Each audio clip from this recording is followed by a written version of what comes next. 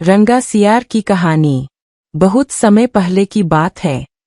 एक छोटे से गांव में एक धोबी रहता था। उसके पास एक गधा था जो दिन भर कपड़े धोता और रात को थकाहारा सो जाता। धोबी रोज सुबह कपड़े धोने नदी पर जाता और गधा कपड़ों से भरे गट्ठर उठाकर उसके पीछे पीछे चलता। यह क्रम लंबे समय से चल रहा था। गांव के पास ही घना जंगल था। उसी जंगल में कई जानवर रहते थे। उनमें एक चालाक सियार भी था। वह अक्सर गांव के किनारे किनारे घूमता और खाने के लिए कुछ ढूंढता। कभी वह मुर्गियां पकड़ लेता, कभी मरे हुए जानवरों का मांस खा लेता और कभी गांव के कचरे से अपना पेट भरता। परंतु उसके मन में हमेशा यही रहता कि वह किसी तरह से जंगल का राजा बन जाए ताकि बाकी जानवर उसकी इज्जत करें। एक दिन की बात है। धोबी गधे को लेकर नदी की ओर जा रहा था।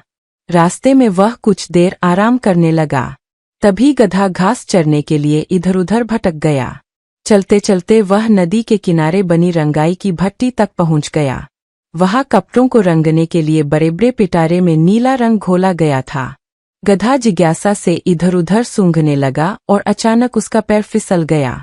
वह सीधे नीले रंग के पिटारे में गिर पड़ा। जब वह बाहर निकला तो उसका पूरा शरीर नीला हो गया।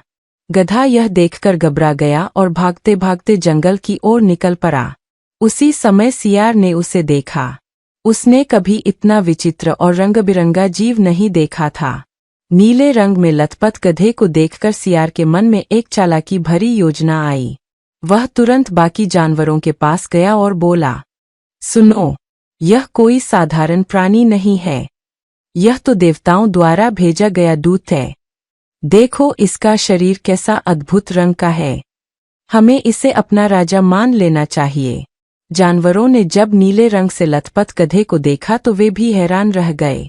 न कोई शेर ऐसा दिखता, न कोई हाथी, न कोई भालू।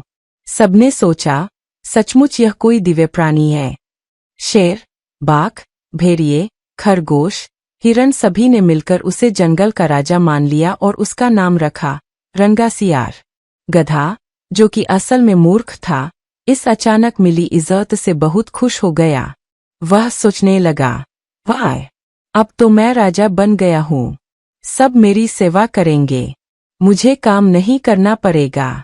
अब न कपड़े धोने का झंझट, न डांट फटकार। जानवरों ने उसे घेर लिया और उसकी सेवा शुरू कर दी। कोई उसके लिए फल लाता, कोई मांस, कोई पानी, और सब उसके आदेश मानने लगे। गधा दिन भर इतराता और जंगल में अकड़ कर घूमता, लेकिन भीतर से वह गधा ही था। न उसकी आवाज बदली थी, न उसकी आदतें। धीरे धीरे समय बीतता गया। सियार, जिसने यह योजना बनाई थी, वह भी सोच रहा था कि किसी तरह असली सच सामने आए। वह जानता था कि गधा ज्यादा दिनों तक अपनी असली प्रकृति छुपा नहीं पाएगा। एक दिन की बात है।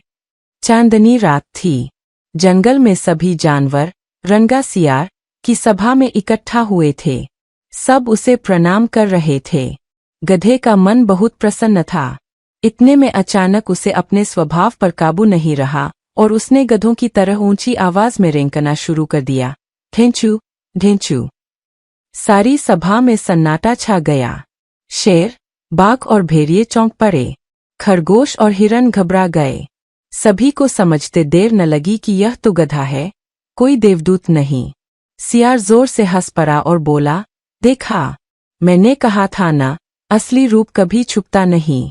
यह कोई देवता नहीं बल्कि धोबी का गधा है, जो गलती से नीले रंग में रंग गया। हमें बेवकूफ बनाया गया है।